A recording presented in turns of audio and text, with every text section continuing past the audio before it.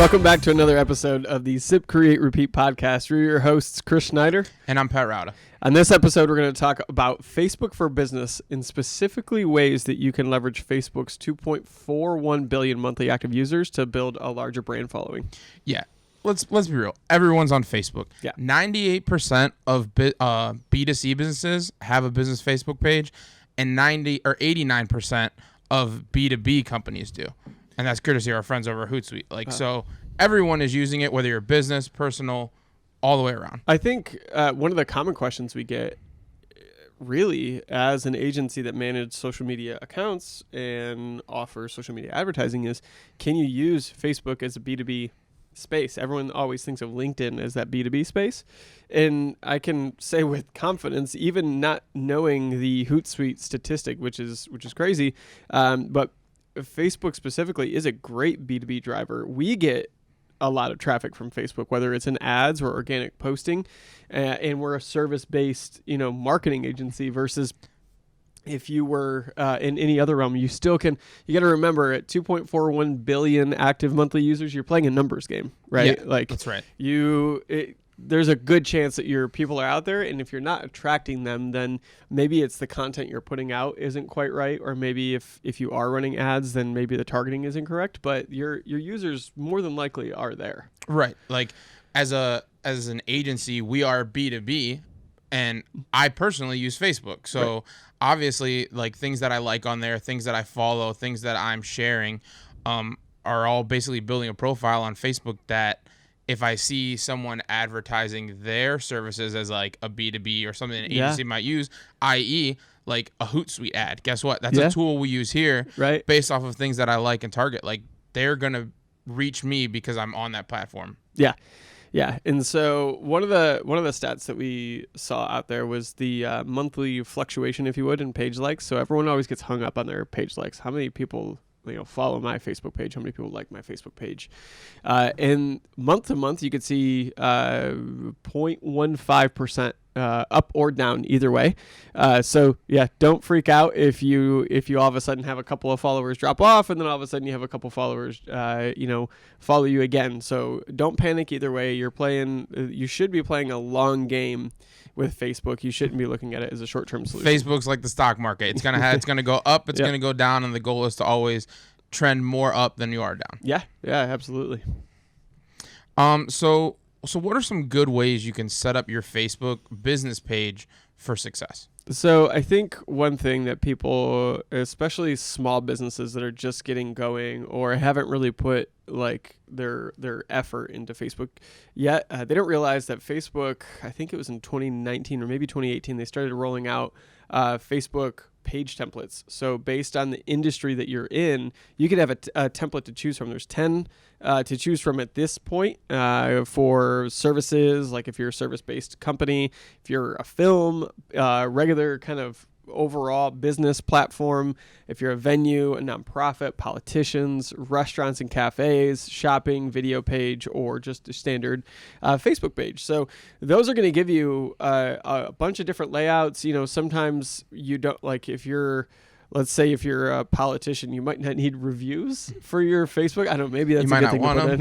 You might not want them. But there are different ways that it kind of organizes the information that's on your page, and I think it's important. And I know for service-based businesses, it brings reviews up higher and kind of puts more of an emphasis on certain things like that. So I think using one of those templates is probably a great start, and then you got to go into personalizing it. So how can you create a great cover photo or a cover video, your avatar? What are the things that are then going to start to show your company's personality on that page once you've got the bones in place from one of those templates? Right. And I think like branding is key here, right? Like we can go back to our previous episode and talk about branding all day long, but like having that eye-catching cover image or a video, that all goes back to brand. How does it tie back to you?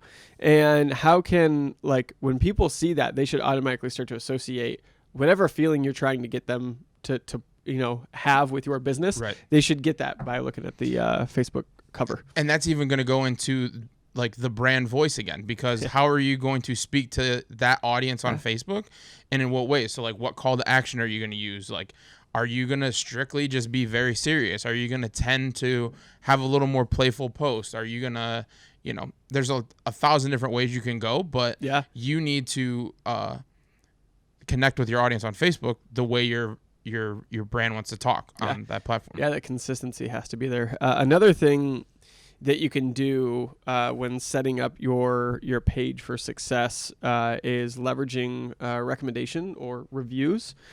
So we do this a lot, especially service-based industries. Getting those reviews, getting those testimonials, if you would, are so key, because then people that are cold, people that have never seen your business before, your brand before, if they go there and they see loads of reviews that are really great, there's a good chance that they're going to reach out to you for whatever your service is if they're looking for it. If you only have a couple, maybe they'll be a little skeptical about it. But I think that starts to give people a clear picture as to how people feel about your company without looking for something that, maybe they feel like people are faking it on other review websites. Right. And as consumers, we're always looking for that proof, that social proof. Yeah. Like, I'm probably more likely to go out and buy something that you have told me about and said, hey, did you see this? Check this out. You know, so the more that you can drive like those personal connections where it's like, I want to read what other people are saying. I know you're always going to talk in like the best light about your product, but if all of a sudden you have a bunch of reviews that are saying like, this thing changed my life, or I would never go back and use something this way, or like this agency has been great and they've delivered A, B, and C results, like they would do great things for your company. All of those things are going to go a long way in helping you convert no matter what you're looking to convert on. Mm-hmm. Yeah, I think I was shocked one day we were looking for like a tree trimming service locally, and a couple of people were recommended this one page. And sometimes in those service-based areas and with tree trimming and stuff, it's hit or miss whether they're really well reviewed or really poorly reviewed. And I went to the one that was really recommended from a handful of friends, and this guy had over 190 5-star reviews. He had, I think it was like 192 reviews total, and every one of them were 5 stars. And I've never seen that. So of course, like I immediately reach out to him. I'm like, okay, then I don't even need to shop around. Like clearly this is who I need to use for this service. And yeah, it made it a very quick decision versus, had he had a bunch of, negative reviews sprinkled in there, then maybe I would have started to look around other options. But the point is I was able to see how other people experienced working with this company, and I could kind of make my conclusion based on their experiences, whether or not I wanted to work. Right. Now you're letting your audience do the selling for you. Right. And guess what? You never even had talked to that business owner, reached out to anyone from that company. You already had a level of comfort with them because of what everyone else was saying about them. Mm-hmm. So, I mean, obviously getting that organic interaction, getting that organic engagement is great, but we all know Facebook is kind of a pay-to-play situation as well, especially when on the business side. So, like, how can businesses use the Facebook ads to their advantage if they're not maybe getting the best organic reach to start off? Right. So one thing that you should know is Facebook organic posts are going to go to about 2 or 3% of your following total. So let's say for numbers perspective, and to make math real easy, you have 100 followers on your page. Like every time you post, it's going to be shown to 2 or maybe 3 people, unless it's a really good post, right? So we can talk unless about it's getting a lot of engagement, unless it's getting some comments and shares and things like that. So what you can start to do, especially I feel like Facebook really works well. So it's a good lead gen platform, which means, okay, if let's say I'm a law firm and I need to get leads in for people that, have personal injury or whatever. I want to put my name out there so that I can start to get a lot of people calling us, emailing us, contacting us, trying to book appointments. They might not all pan out, but that's kind of what a lead gen or lead generation campaign is. Facebook's really good for that from an advertising standpoint. It's also really great from an e-commerce standpoint because you get your products out in front of people. And again, like I don't want to keep going back to it, but it's just kind of there that over 2 billion, almost 2.5 billion active monthly users, like running ads that are going to get in front of more than 2 to 3% of your following is going to start to get in front of like a majority of who you want to get in front of. So Facebook ads and businesses, if you're a business that's not running Facebook ads, or you've never run Facebook ads before, I think you need to really think about doing it. And I also would really urge you to reach out to, like a social media advertising company, to at least get you set in the right path. We've seen a lot of people waste a lot of money with Facebook ads because they didn't quite know how to target them. They didn't quite know like how to optimize for certain things. And you can burn through a lot of money very quickly if you don't know what you're doing with it. So while it is there and it is something that you can find a lot of success with, you do still have to be careful because it will, you can spend quite a bit of money in a short period of time. So you're saying if I'm just throwing my $50 behind a boosted post that it might not be the most effective way to reach my audience? Yes, I am saying that. So a lot of people, so Facebook has that, sometimes it's like a shiny button, right? Like you just want to push the button and it says boost this post and you're trying to get it to like maybe get more likes, more comments, more shares. Boosting a post is going to get it in front of more of your followers generally, but it's not really going to do much else than that. So, okay, if you want to reach I just want to get eyes on it. If you just want to reach your audience that you have as a following, if you're fine with your 100 followers and you want to get to as many of those followers as possible, sure, you can boost a post, but it still limits your control over what you can do with it. Whereas if you set it up as an actual Facebook ad, you could then say, hey, I only want to target people that like my page. Or maybe I want to target people that like my page and their friends, right? So that it starts to get in front of more and build more. So you have that control when you're doing ads. You have less of that sort of control when you're doing boosted posts. Well, and ads probably have a level of sort of learning that boosted posts don't. They say, okay, hey, throw in this list of who you want to target, and then we'll get it out to them. Whereas I'm guessing ad campaigns have the ability to sort of learn and grow as you're saying, well, hey, this audience responded well, this one didn't.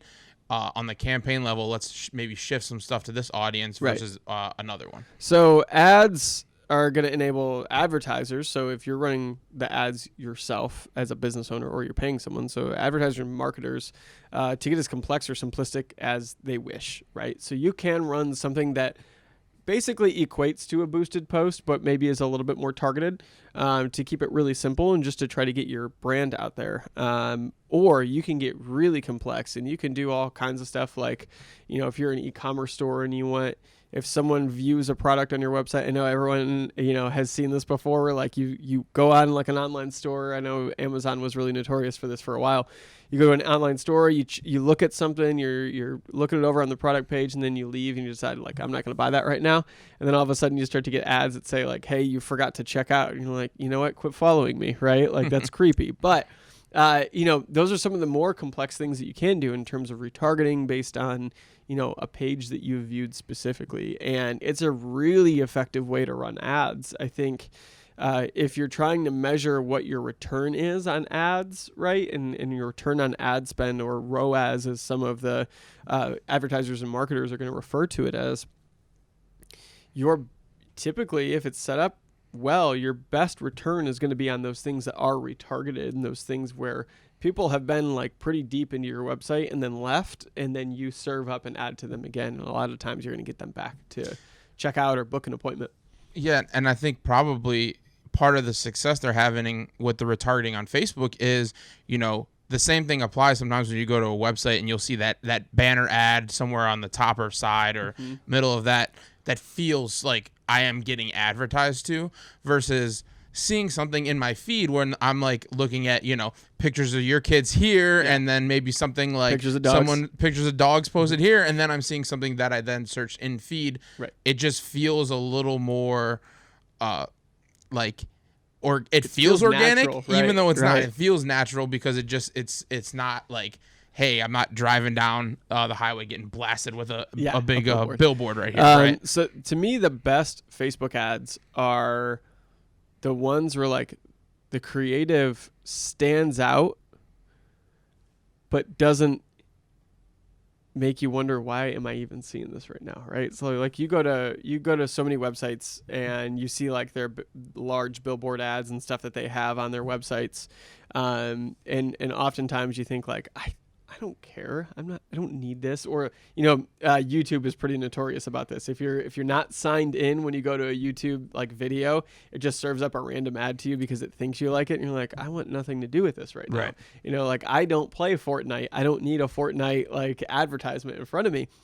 But when you're scrolling in a feed and you see like, that a lot of your friends might have kids and a lot of your friends might have dogs, and all of a sudden you see a product for a dog, a new leash, a fun collar, whatever it is, all of a sudden it kind of makes you stop. And then if it's, if the copy's written well too, like it'll get you to click really quickly. And it's so simple.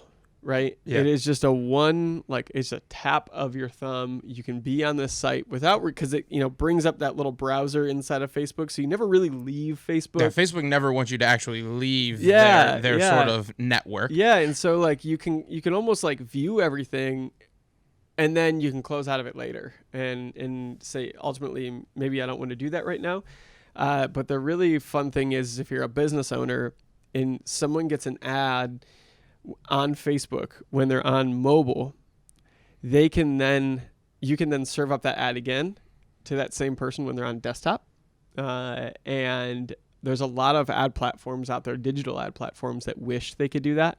Because you're logged into Facebook, it can track some of that for you. Right. So there's not too many apps out there that you can go from mobile and see an ad, and you can go to desktop and see the same ad, or at least the same company's ads. Right. And then convert them into, a customer or a lead or a sale or whatever you're trying to track it. Yeah. So Facebook ads are powerful. And really, if you're trying to make the most out of your page and if you're trying to build a huge audience, I think that's one of the key areas that you can really start to leverage. If you're looking at, as we right now, the time of this recording, it's the end of 2019. We're close to the end of 2019. We're in Q4. If you're looking at your 2020 marketing budgets, to me, you need to include Facebook ad money in there, and you need to be ready to like commit a little bit to it, because that's when you really start to see results. We have people that'll $50 on a boosted post and they get nothing out of it. And while I'm not saying $50 is a small amount of money, or, it's not a big amount, it's not a small amount. Like I view it as a good investment. It's just, you're putting your money in the wrong basket by putting a boosted post behind it versus, if you spent $50 in a day on a Facebook ad, you might get some good results from it. Exactly.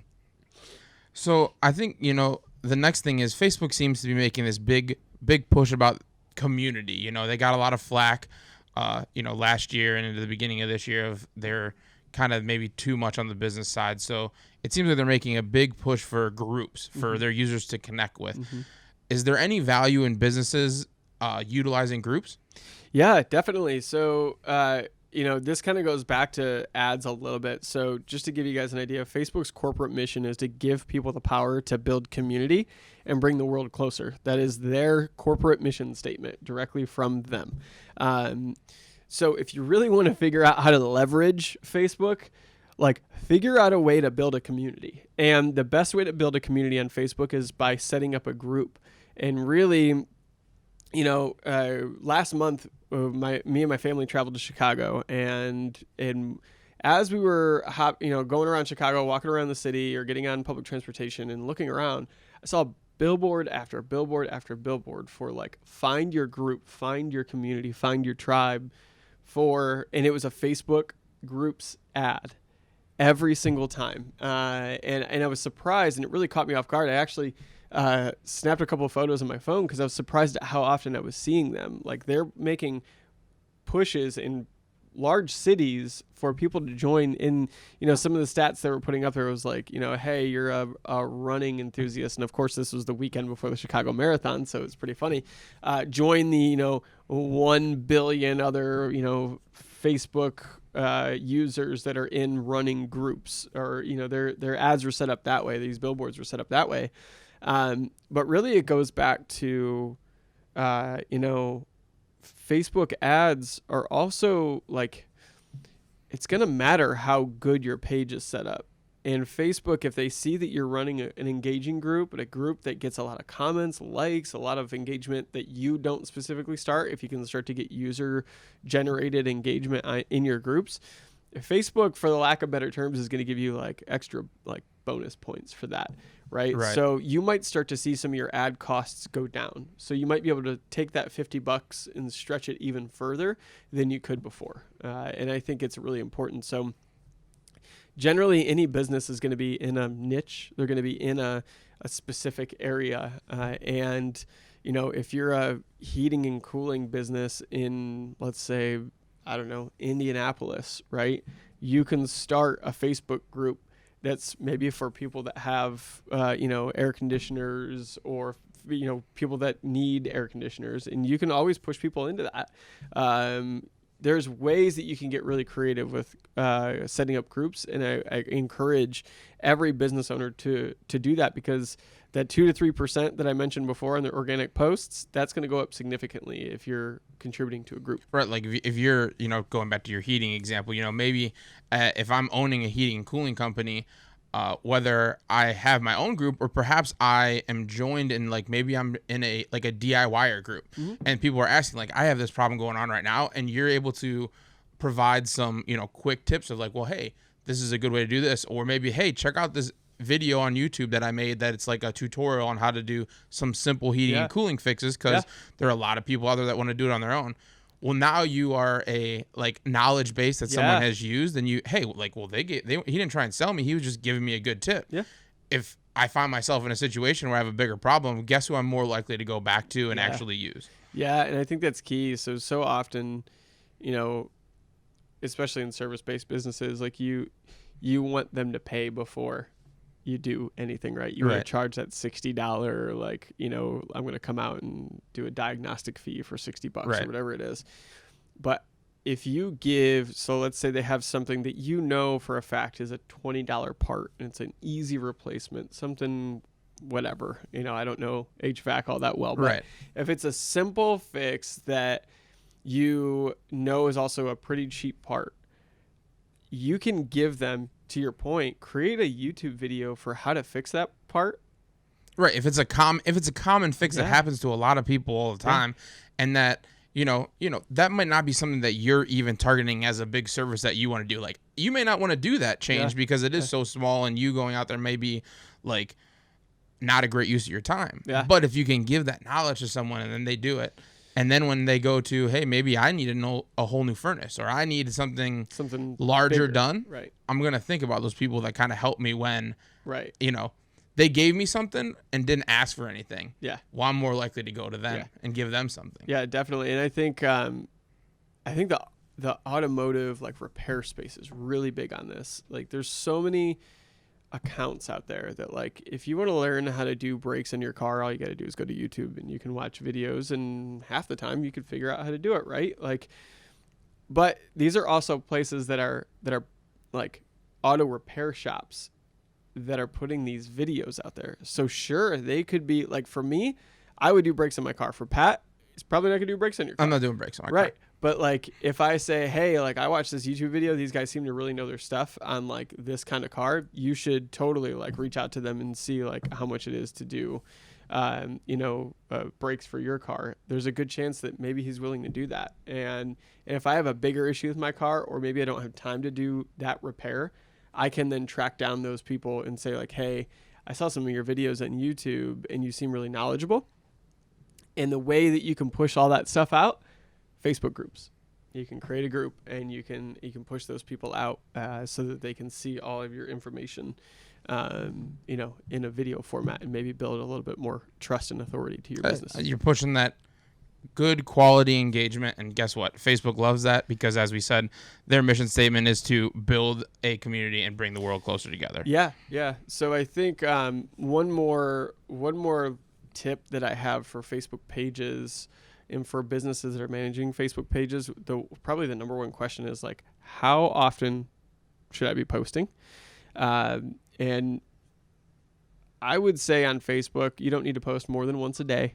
But you also, you know, it's daunting to think of like posting once a day, right? Like 5 times, 7 times a week, depending on if you're looking at it as a business week or not.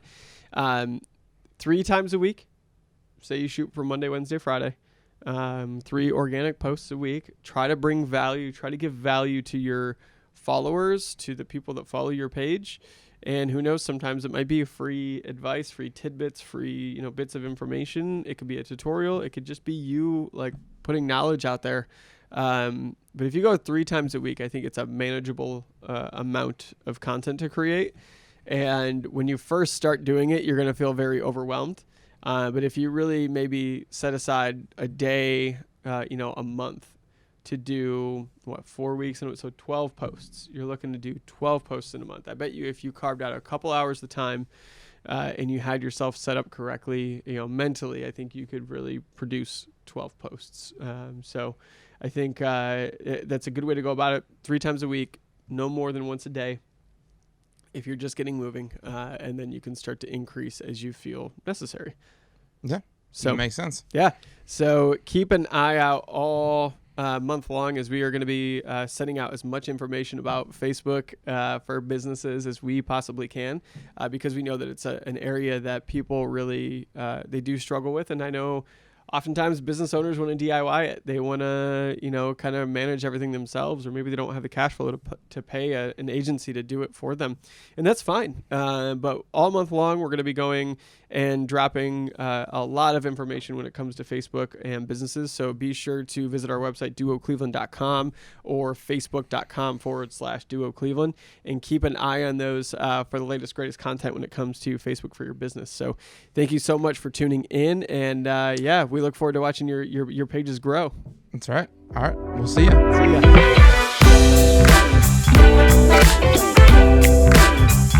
ya.